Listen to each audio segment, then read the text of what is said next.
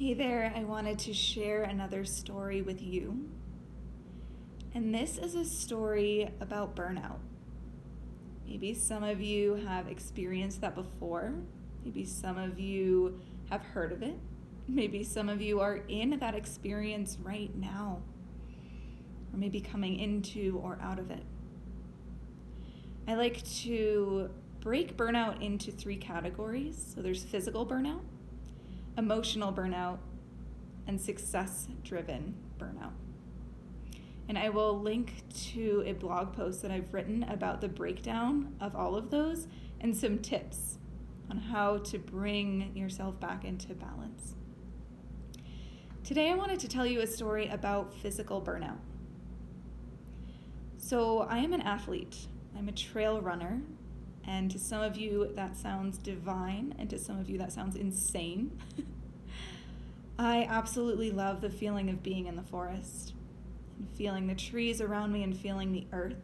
And it's my experience to detach from technology and plug into nature and the physical realm happening around me. So a couple of years ago, I was training for my first ultra marathon.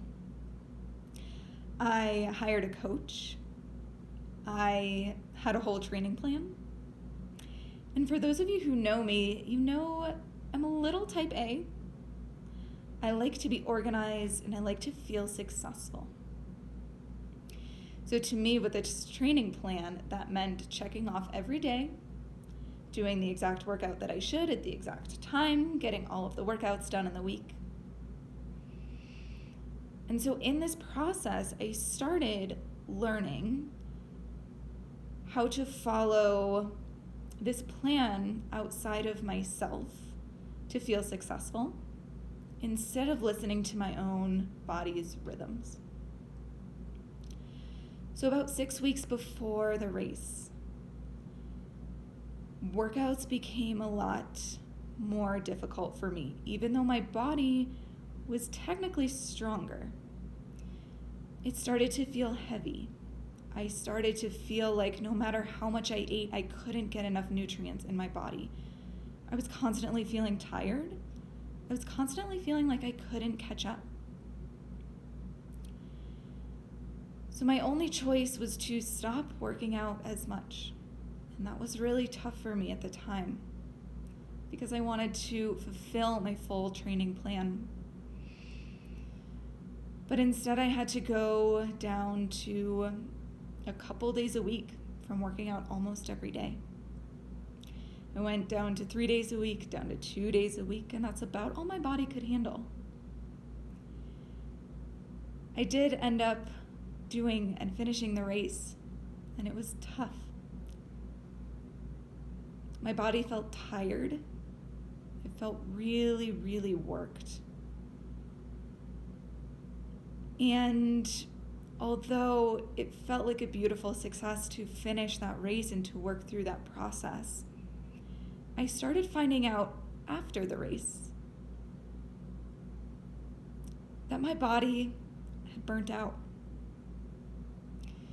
So for those of you who are athletes or anyone in the category that I call a highly active person, and that could just mean you feel like your days are full of errands, you feel like you're always picking up kids. Maybe you have a job where you're on your feet a lot. Maybe your body's just taking on a lot of things during the day. And for those who are in a state of burnout or maybe starting to experience that, what it can feel like is feeling like you just can't catch up. So every nap, every sleep, every time you eat, it's like chipping away a little bit at what you feel like your body needs, but it never really feels fully replenished. So for me, it took about a couple months to really feel like my body was fully nourished, fully back on its feet. It was later, actually a couple years later, that I found out about menstrual cycle awareness and cycle awareness in general, meaning the cycles that we go through as women during a year, during our lives, during our months, and during our days. But I hadn't followed this cyclical technique. I had followed a linear technique of a training plan and convinced my body that that's how it worked. When I started practicing a lot more restorative yoga, getting my body back to a place of being able to replenish itself, when I got back to understanding its cycles, knowing when I needed more activity and less activity, I'm now in a place of finding so much balance throughout my year, my months, my weeks, and my days, because I now understand when I need to push my body further and when I need to allow my body to rest. I have a course coming up. It's a 5-week-long cycle awareness course called Circles, Cycles, and Ceremony. So if you're interested in this work, you can check out the course. I would love to have you along with us. And please let me know if you have any questions or if you're related to this story at all. I think sharing stories as women is one of the most powerful things that we can do.